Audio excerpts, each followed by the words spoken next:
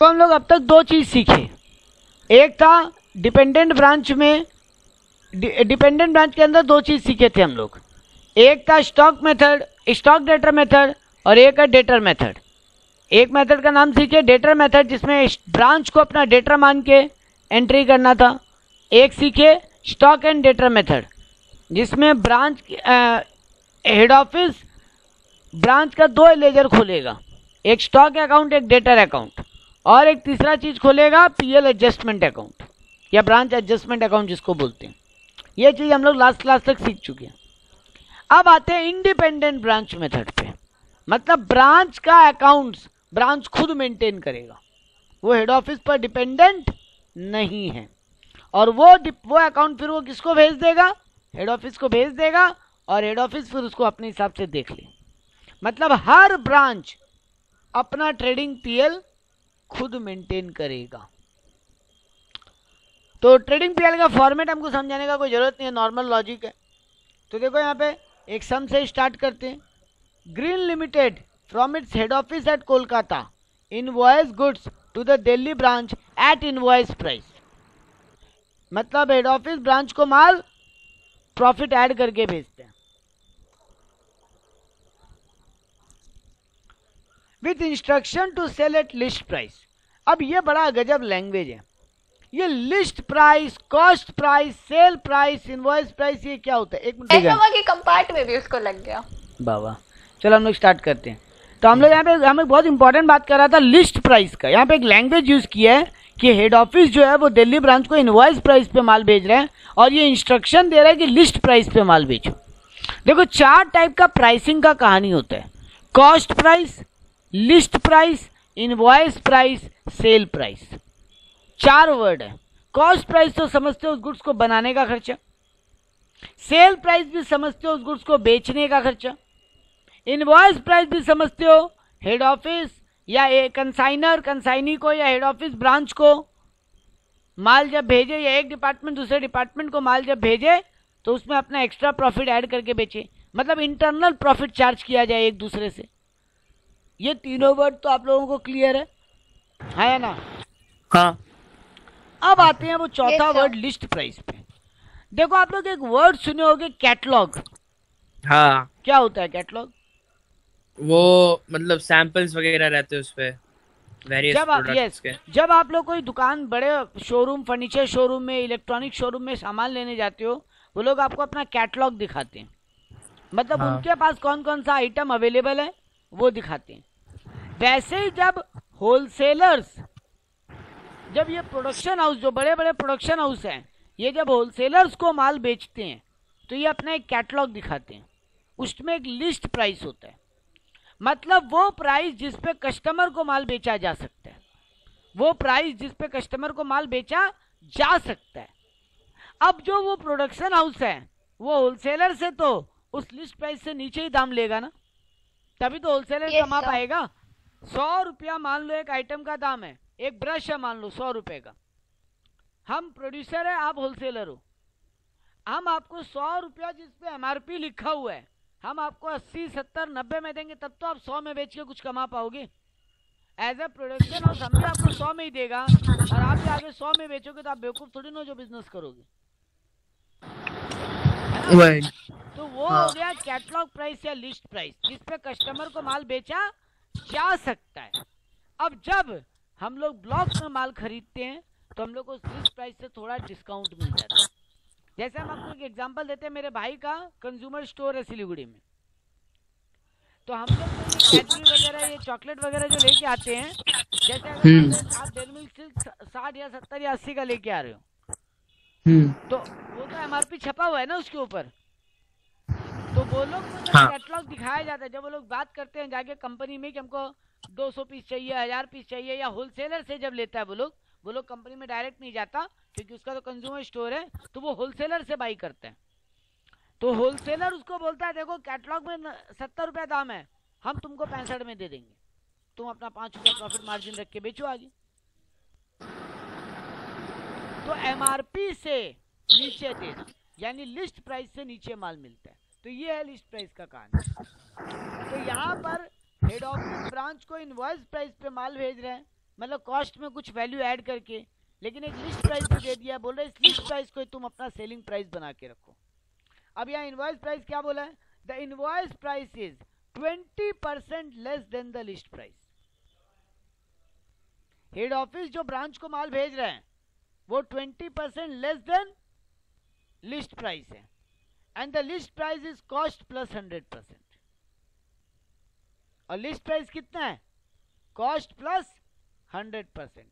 अगर हम एक एग्जांपल ले, मेरा 100 रुपया कॉस्ट है, तो इनवर्स प्राइस लिस्ट प्राइस कितना होगा, अगर 100 रुपया मेरा कॉस्ट है तो मेरा लिस्ट प्राइस कितना होगा, 80। लिस्ट प्राइस अच्छा 100 ही होगा, नहीं लैंग्वेज प्लस 100%।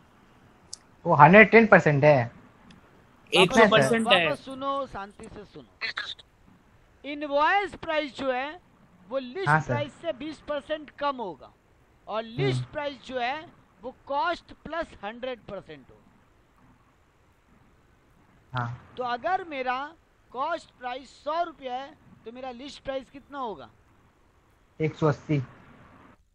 क्या कर रहे हो, 200। 200 तो 20% तो लेस होगा। 100 तो दिया है, अरे 100 बाबा 100 ने वो तुमसे- इनवॉइस प्राइस। अरे वो इनवॉइस प्राइस का है। हम ओ। तुमसे इनवॉइस प्राइस तो पूछा ही नहीं अब तक। हम तुमसे पूछा 100 रुपया अगर मेरा कॉस्ट है तो मेरा लिस्ट प्राइस कितना होगा, हाँ तो 200। 200। तो 100 रुपया कॉस्ट, 200 रुपया लिस्ट प्राइस। अब अगर हम 20% लेस देन लिस्ट प्राइस पे, हम ब्रांच है, हम हेड ऑफिस है, हम ब्रांच को 20% लेस देन लिस्ट प्राइस पे माल बेच रहे हैं या माल भेज रहे हैं, तो 180। 160 है, 60। हाँ 60। 200 का 20% 40 रुपया होता है, तो 160 यानी 100 रुपया कॉस्ट प्राइस है, 160 पे ब्रांच को मिलता है और ब्रांच उसको 200 में बेचता है। अब बैठ रहा है लैंग्वेज। हाँ एक प्रोडक्ट गुड्स को बनाने का हेड ऑफिस को 100 रुपया पड़ रहा है, वो ब्रांच को 160 का बता के भेज रहे हैं और ब्रांच को बोल रहा है कि तुम 200 में बेचो। हाँ वो प्रॉफिट रख ले रहा है अपना। हाँ सर क्लियर है। तो ये बेटा स्टोरी था। अब आगे आते हैं सम के ऊपर। From the following particular prepare necessary account to ascertain the profit and loss of the head office of the branch. अब यहाँ पे सर क्या अकाउंट, कौन सा अकाउंट, कुछ बोला ही नहीं, बस खाली लिख दिया नेसेसरी अकाउंट। आगे डेटा देख के तुमको समझ में आएगा, ये यहाँ पे कहीं पे मेंशन करना चाहिए था इन लोगों को कि ये इंडिपेंडेंट कंसेप्ट है। ये लोग का गलती हुआ है यहाँ पे, ये इसमें कॉपी करते समय मिस हुआ है कहीं बोर्ड कहीं, कोई दिक्कत नहीं। ये इंडिपेंडेंट ब्रांच का समय ये कहीं ना कहीं मेंशन करेगा, या ये लोग को लिखना चाहिए था prepare trading NPL for the branch account. अब आगे क्या डेटा दिया है, हेड ऑफिस और ब्रांच, हेड ऑफिस और कोलकाता हेड ऑफिस और Bombay branch, sorry Delhi branch होगा, कौन बॉम्बे काट के लिखा भाई, कोई गलती की है। दिल्ली तो ब्रांच ऊपर क्वेश्चन में भी तो दिल्ली ब्रांच ही था। उसको फिल्म पसंद है, उसको पसंद होगा दिल्ली में, कोलकाता बॉम्बे का पसंद था इसलिए बॉम्बे लिखा। हाँ। बहुत पोल्यूशन है दिल्ली में। ओपनिंग स्टॉक दे दिया तुमको हेड ऑफिस और ब्रांच का। तुमको परचेज, देखो परचेज का काम कौन कर रहा है, हेड ऑफिस। खरीदार हाँ। पूरा हेड ऑफिस देख रहे हैं। Good send to branch at cost price, ये तुमको बेवकूफ बनाने का लैंग्वेज। कॉस्ट प्राइस दिया है तुमको, good send to branch at cost price 1,12,500। लेकिन देखो goods received from head office at invoice price 1,72,800। इसमें स्टोरी छुपा हुआ है, उसी का बात करना है इस सब में, और वही मेन ट्विस्ट है। बाद बाकी ट्रेडिंग पीएल बनाना आपको अच्छे से आता है। तो हेड ऑफिस ब्रांच को कॉस्ट बता के भेज रहा है 1,12,500 कॉस्ट, जबकि ब्रांच में इनवॉइस प्राइस पे माल पहुंचा है 1,72,800। इस पे बात करना है अपने को, पहले बाकी डेटा देख लेते हैं। हेड ऑफिस खुद 3,06,000 का सेल किया है और ब्रांच 1,44,000 का सेल किया है। सैलरी हेड ऑफिस में लगा है 20,000, ब्रांच में 12,400, और रेंट हेड ऑफिस पे कर रहा है अपना खुद का 5,200, ब्रांच अपना खुद का रेंट पे कर रहा है 2,000। क्योंकि इंडिपेंडेंट है तो एचओ ब्रांच के लिए कुछ पेमेंट नहीं कर रहे हैं। Stock at head office are valued at cost price and Delhi branch are valued at invoice price. Delhi branch में जो क्लोजिंग स्टॉक है वो आईपी पे वैल्यू होगा, इनवॉइस प्राइस पे। ऑब्वियस बात है। क्लोजिंग स्टॉक जो ब्रांच में बचा होगा उसमें तो हेड ऑफिस का भेजा हुआ सामान है या ना? क्लोजिंग स्टॉक जो ब्रांच में बचा हुआ होगा वो कहाँ से आया है? Head office. Head office office। क्या कॉस्ट पे माल भेजता है कि प्रॉफिट ऐड करके? प्रॉफिट ऐड करके। Profit price 100%। पे भेजता है प्रॉफिट ऐड करके। हाँ। यानी ब्रांच का क्लोजिंग स्टॉक में झूठा मूठा प्रॉफिट घुसा हुआ है। हम्म। हम लोग ये बात पहले भी किए हैं। हमको प्रॉब्लम असल में वो क्लोजिंग स्टॉक या ओपनिंग स्टॉक के प्रॉफिट से ही है, क्योंकि वही माल है जो अब तक बिका नहीं है। जो माल बिका नहीं उसमें प्रॉफिट कैसे हो गया? वही वो प्रॉफिट हम लोगों को कैंसिल करना सीखना है। बात बाकी सब में कुछ है नहीं। तो देखो पहले ओपनिंग स्टॉक दिया है 72 और 57,600 दोनों लिख दिए।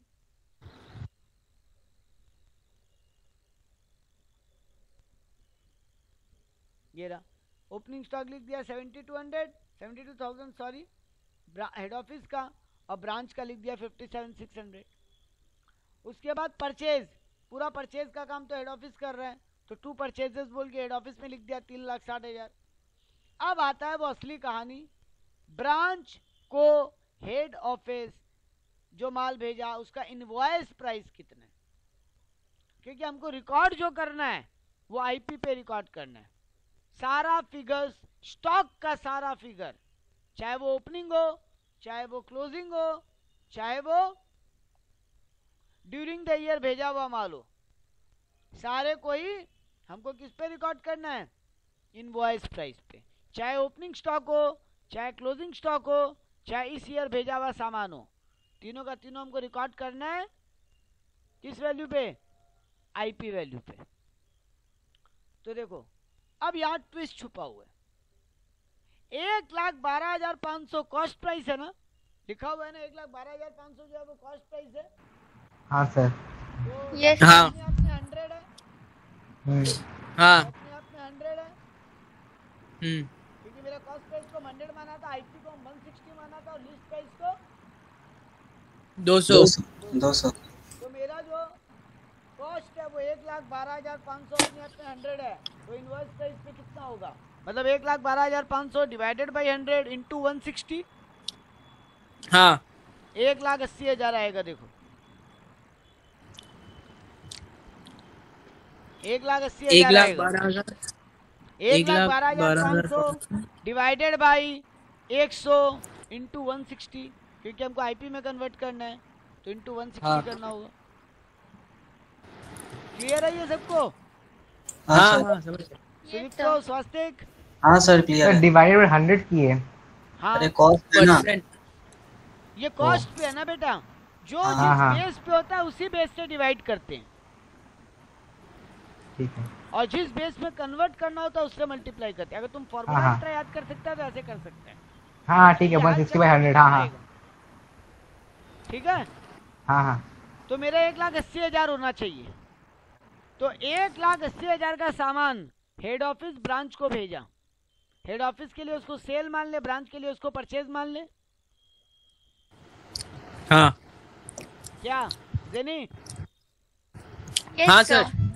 हेड ऑफिस ब्रांच को माल भेजा, हेड ऑफिस के लिए उसको हाँ। सेल मान ले, ब्रांच के लिए उसको परचेज मान ले।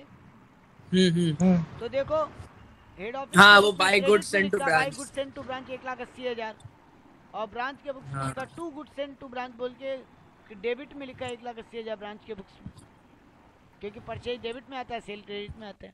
क्रेडिट में आता है। अब एक मजेदार लॉजिक, जो असली कहानी है इस पॉइंट में, और ये चैप्टर मोटा मोटी ये सब मोटा मोटी खत्म है। इसके बाद तुम बोल रहे हो कि Kolkata head office Delhi branch को 1,80,000 एट इनवॉइस प्राइस गुड्स भेजा, हाँ या ना? तुम ये बोल रहे हो कि Kolkata head office Delhi branch को 1,80,000 का इनवॉइस प्राइस पे सामान भेजा?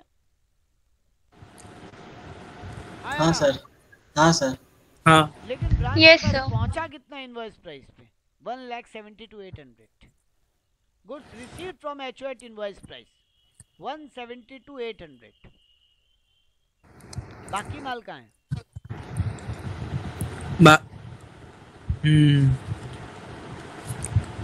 हेड ऑफिस बोल रहा है हम इनवॉइस प्राइस पे 1,80,000 का सामान भेजे हैं, हम कॉस्ट प्राइस को इनवॉइस में कन्वर्ट कर लिया 1,12,500 को, और हेड ऑफिस बोल रहा है हम 1,80,000 का सामान ब्रांच को भेजे। ब्रांच बोल रहा है मेरे को 170 to 800 का ही मिला। सर रास्ते में आ रहा होगा। वेरी गुड, इसको बोलते हैं गुड्स इन ट्रांजिट। ट्रांजिट ये इसमें छुपा हुआ कहानी था। ऑन दी वे है। देखो लिखा है भाई goods in transit, Bombay branch में लिखा है 7,200। सर एक बार नोट 7 दिखाइए ना, क्या लिखा है उसमें, हमको देखना है। वो भाई कैलकुलेट करके निकाला है बेटा। अच्छा ये देखो 1,80,000 माइनस 1,72,800 7,200। तो इसमें लॉस नहीं हो सकता? अगर भेज रहा है तो लॉस हो गया। तुम उसको लॉस मान सकते थे, गलत नहीं मानते, तुम उसको लॉस इन ट्रांजिट लिख सकते थे, बट सब में कहीं बोला नहीं है कि तुम्हारा सर कुछ अगर कोई हादसा वगैरह हो जाता तब होता ना लॉस। नहीं, क्वेश्चन में कहीं नॉर्मल एबनॉर्मल लॉस का बात करना होता है इन लोगों को। नॉर्मल अच्छा। एबनॉर्मल लॉस, एक भी लॉस का अगर ये लोग बात करते तो हम दूसरा लॉस एज्यूम कर लेते, बट जब तक लॉस का बात नहीं करे अकाउंट्स में लॉस बुक नहीं करना चाहिए। तुम गुड्स इन ट्रांजिट बोल के बुक करो। अच्छा तो देखो लो भाई कि 1,12,500 डिवाइडेड बाई 100 इंटू 160 करके 1,80,000 निकाला। नोट नंबर 7 देख लो। Less invoice price goods received by branch 1,72,800, तो goods in transit at invoice price 7,200। ठीक है? हाँ सर। Yes sir. तो पहला हो तो गया सम, और क्या है। नहीं रुको बेटा रुको, स्टॉक, अच्छा stock at the head of. अभी रुको ना, क्लोजिंग स्टॉक का फिगर गायब है, वो भी निकालना पड़ेगा कहीं से। सब में कहीं क्लोजिंग स्टॉक नहीं दिया तुमको, नहीं है, वो भी निकालना पड़ेगा। चलो बाकी आइटम पुट कर लेते हैं फिर फटाफट। देखो इन सब टाइप का सम जब आता है ना बेटा, और आप लोगों को अगर रिटर्न एग्जाम देना पड़ जाए ऑफलाइन, जिसका बहुत मेजोरिटी चांस है, क्योंकि सुन रहे हैं कोरोना का वेट अगर अगस्त एंड में हिट किया तो वो अक्टूबर तक चलेगा बोला जा रहा है। तो यानी अक्टूबर के बाद वो वापस डाउन स्ट्रीम हो जाएगा। तो अगर अक्टूबर के बाद वो डाउन स्ट्रीम हो गया तो इस बार यूजीसी एकदम तैयार है कि हम लोग कोई पूरा फॉर्मेट फार्मूला सब लेके रेडी है। भले ही पेपर इजी रख दे, भले ही एमसीक्यू बेस करवा ले, लेकिन वो एग्जाम ऑफलाइन कराने का मूड में है। अब अगर उसका चला नहीं और कोरोना का वेव दिसंबर तक चला गया तो अलग बात है, वरना वो ऑफलाइन कराने के मूड में है। तो इस टाइप का सम जब आता है ना, और एग्जाम में अगर लगता है ना कि मेरा तो गलती हो जाएगा कहीं ना कहीं कैलकुलेशन में, तो पहला काम ये करना चाहिए बेटा, इजी आइटम्स को पुट कर लो। पुटिंग का नंबर अकाउंट्स में हमेशा कैलकुलेट करना स्टार्ट कर दो। ये क्लास 12 से सुनते आ रहे हैं। बिल्कुल, जब टफ सम दिखे, जितना आइटम तुमको सिंपल दिख रहा है उनको पुट करके तो कम से कम निकल लो। देखो जैसे इस सब में ओपनिंग स्टॉक पुट करने में कोई दिक्कत नहीं था, परचेज और सेल का फिगर पुट करने में कोई दिक्कत नहीं था, क्योंकि वो सब डायरेक्ट दिया हुआ है। देखो सेल दिया 3,06,000 1,44,000, तो भाई सेल बोल के लिख दिए। ज्यादा क्या गलती होता है, ये 180 वाला कैलकुलेशन का तो मिस्टेक होता, हो जाता, एक आइटम ही गलती होता। सैलरी दिया दोनों का 20,000 12,000, पुट कर दो, सैलरी 20,000 12,400। रेंट दिया 5,200 2,000, पुट कर दो। तो तुम देखो तो तुम्हारा मेजोरिटी आइटम पुट हो गया। अब खाली क्लोजिंग स्टॉक अगर निकल जाए, स्टॉक रिजर्व निकालना बहुत बच्चा का बात है। अगर स्टॉक मिल जाए तो स्टॉक रिजर्व निकालना बहुत आसान है। तो स्टॉक ही निकालना अल्टीमेट झमेला है। ठीक बात? हाँ सर। यस देखो सर। ये लोग स्टॉक क्लोजिंग स्टॉक कैसे निकाला।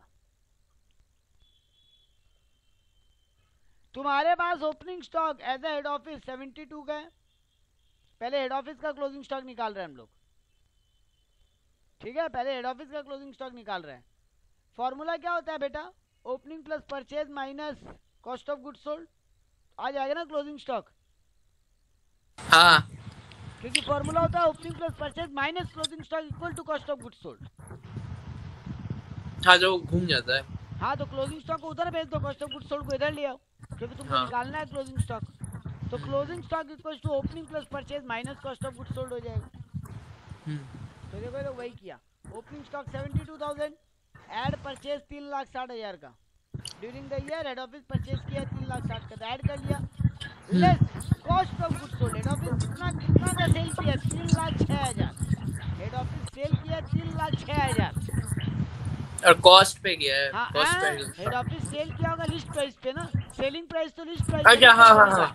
हाँ हाँ हाँ 3,06,000 डिवाइडेड बाय 200 इंटू 100, तुमको 100 में कन्वर्ट करना है उसको कॉस्ट में, क्योंकि तुमको निकालना क्या है, कॉस्ट ऑफ गुड्स सोल्ड। हाँ तो तुम क्या करोगे, 3,06,000 डिवाइडेड बाय 200 इंटू 100, तुम्हारा कॉस्ट ऑफ गुड्स सोल्ड आ जाएगा 1,53,000।